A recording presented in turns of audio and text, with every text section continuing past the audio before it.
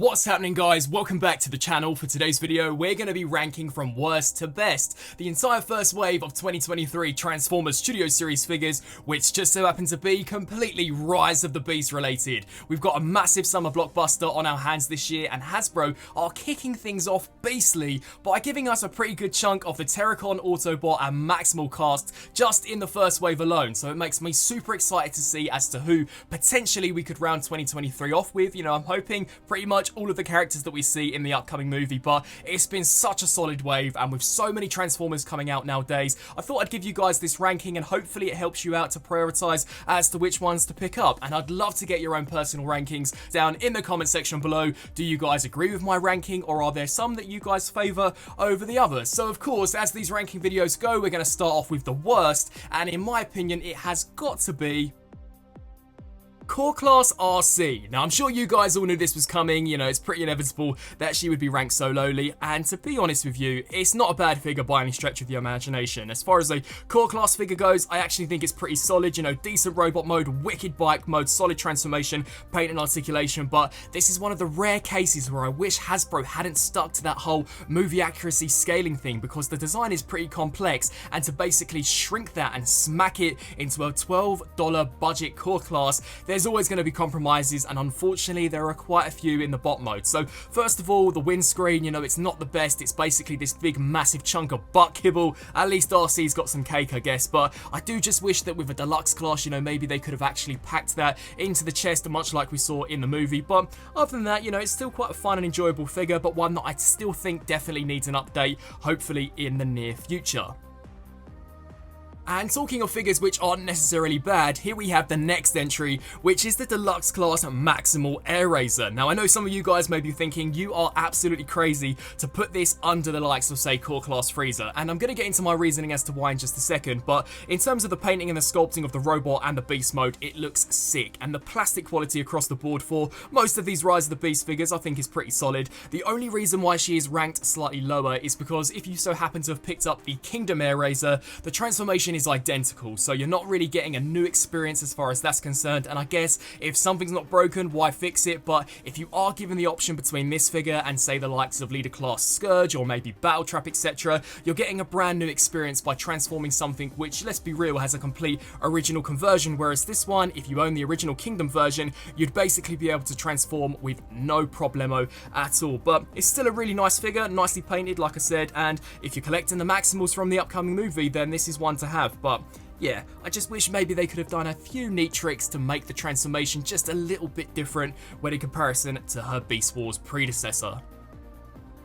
Now, here is a figure which almost made it a lot higher onto this list if it unfortunately wasn't for its terrible warp modes, and it is Core Class Freezer. As you guys all know, I'm a massive fan of the live-action Michael Bay movie, so to see a design which looks almost identical to some of those strange, abstract-looking Decepticons that we used to see back in Revenge of the Fallen Dark of the Moon, this one really was a no-brainer. I mean, it looks incredible in my opinion. Really nice details, wicked design. I mean, these strange quadruple arms, not to mention the iconic Michael Bay chicken legs and that really strange Frenzy-esque looking head sculpt. In terms of paint and articulation, this thing is wicked for a Core Class. It's pretty decently scaled, but we have to talk about the elephant in the room, and it's its alternate modes. They are just so terrible. Now, I know it's been confirmed that Freezer won't actually transform in the Rise of the Beast movie, so I guess it's unfair to really critique the alt modes, but I just wish some of them could have stayed together a little better, especially that quad pod Cybertronian cannon. It just doesn't want to hold together at all, but it does have a few redeeming alt modes, such as the kind of Target Master, which you can combine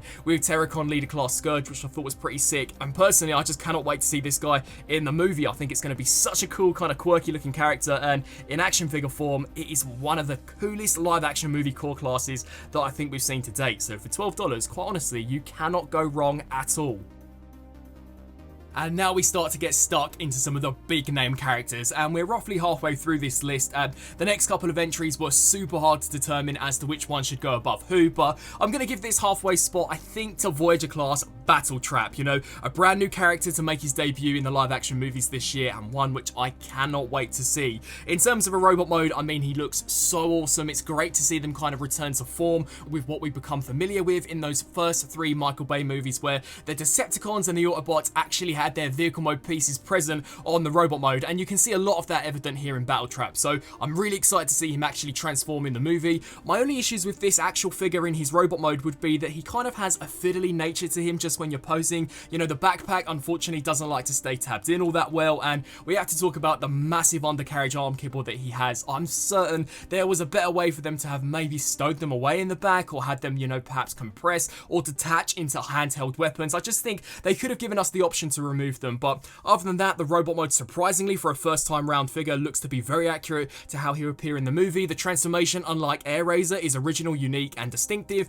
and then we get stuck into the officially licensed GMC truck mode, which I think looks insane. I really cannot wait to see these characters on the big screen. I haven't been this excited for a Transformers movie, I don't think, since Dark of the Moon, so yeah, we're definitely talking quite a few years now. But in terms of his truck mode, I think besides the hands clearly hanging out of the back, it's a pretty solid looking truck, really nicely painted, really nicely detailed, and scales pretty nicely with some of the other characters. So yeah, Battletrap definitely isn't a bad character to pick up, and he's one of the few characters this year that we have never before seen in live action.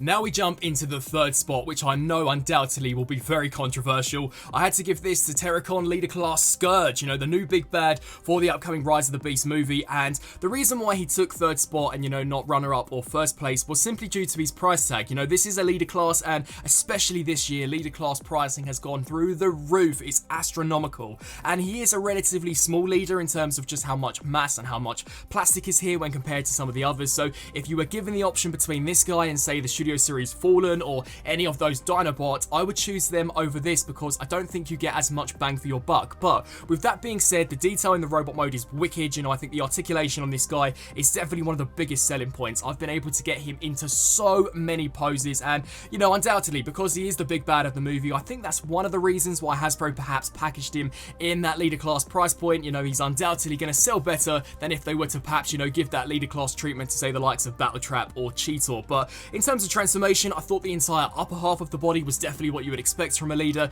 but the lower half certainly left a lot to be desired. To be honest, it doesn't really transform at all. Now, that could be completely accurate to the movie, we'll just have to wait and see, but it did leave me feeling a little underwhelmed as far as that conversion goes. And the truck mode from the front looks fantastic, you know, the area which really does go through quite an extensive conversion, but the legs and the entire rear of the truck just kind of look like an ugly mess. And for a leader class, and for one which costs, you know, here in the UK £55, I was expecting a little better, and unfortunately for me, I also had a big nasty crack going through this kind of transparent component, which honestly I'm not too sure how many transformations I'm going to get out of this guy before it does crack clean off. But you know, it's a really sick, super cool design, but if you can be patient, then I would definitely recommend to maybe wait for this guy to go on sale, as I said, despite it looking fantastic, I definitely don't think it is truly worth that entire £55 price tag.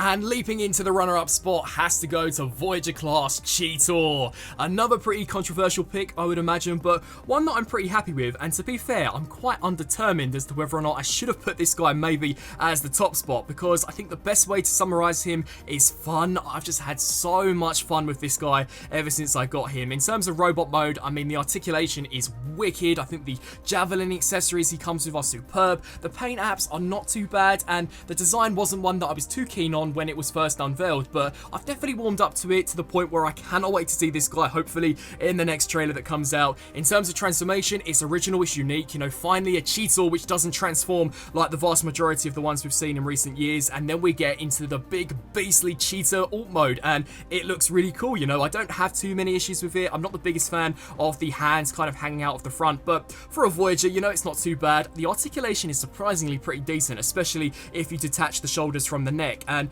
yeah, it's just such a solid and enjoyable figure. So if you can only pick up one Voyager between this and Battletrap, undoubtedly I'd recommend going for Cheetor. And I mean, come on, Beast Wars characters in live action, cannot wait to see these guys on the big screen.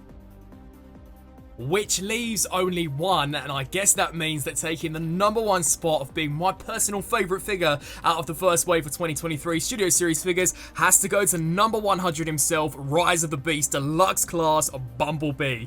Now I know undoubtedly this is definitely going to be a controversial pick, but just hear me out. First of all, this is a big milestone for Studio Series. Can you guys believe that we're at number 100? And it's quite ironic that the line originally started off with Bumblebee being that old 1977 Camaro, and it's rounded off number 100 with him also being in that very same alt mode, albeit this time with a ton of upgrades which make him look so much cooler. But getting back to the actual figure himself, I mean, this basically takes all of the issues that some of the past Bumblebee figures had and fixes them to me. You know, it's not a fiddly mess, there's not pieces popping off here, there and everywhere, and one of the biggest pieces of evolution for I think these Studio Series Bumblebee figures would be the lack of kind of mismatched painting. This guy for the most part looks solid. You know, they've used proper clear pop out pieces for the windows which tab into a solid yellow piece on the door. That is so freaking cool in my opinion, and I'm hoping to see that going forward for other Bumblebees. But we also have to talk about plastic quality. I think when you compare this guy just to any of them, you know, B127, any of the Michael Bay Studio Series Bumblebees, this feels so much better in terms of plastic. It's thick, it's durable, you know, the transformation isn't an absolute nightmare, it's not too complex nor too simplistic. My only issue with him when you get him into vehicle mode would be the undercarriage arm kibble. You know, considering how advanced some of these deluxe Bumblebee figures have become, I definitely think there was an easier, better way for them to have gotten rid of some of this kibble, but that really is just a minor qualm in the grand scheme of things. And another issue I guess I should mention would be the lack of paint. Unfortunately, he's not painted the best, but if you're into customization and you know you can whack on a bit of metallic silver here, there and everywhere, I think you could be left with one of the best Bumblebees that we've seen for the Studio Series yet. And I think the reason why Hasbro maybe packed so much budget into this guy and made him one of the best is because this will be someone's first Bumblebee figure. You know, with this new Rise of the Beast movie, it's going to open up to a whole new generation of fans. So if a collector or a younger collector, you know, perhaps picks up a Bumblebee and it's an absolute train wreck like some of those earlier ones were in regards to QC, it's going to turn them off. You know, they're not going to want to pick up any more Transformers, but with this one, I think they're going to have a pretty solid and enjoyable experience. So yeah, I'm definitely very impressed with this guy. I'd love to get your thoughts down in the comment section below, and that pretty much wraps up this entire ranking for the first wave of Studio Series figures for 2023. Really solid wave. You know, the Rise of the Beast toy line just as a whole so far has been so strong. I cannot wait to see some of the characters which are rumoured to come out for wave 2 and wave 3, and I think the biggest next character that should be coming out would be Leader Class Optimus Primal, the leader of the Maximal. So definitely be sure to stay tuned for that ranking video once we get the next second and third wave. So as always, I thank you guys all so much for watching, and until my next video, I'll see you then. Thanks for watching.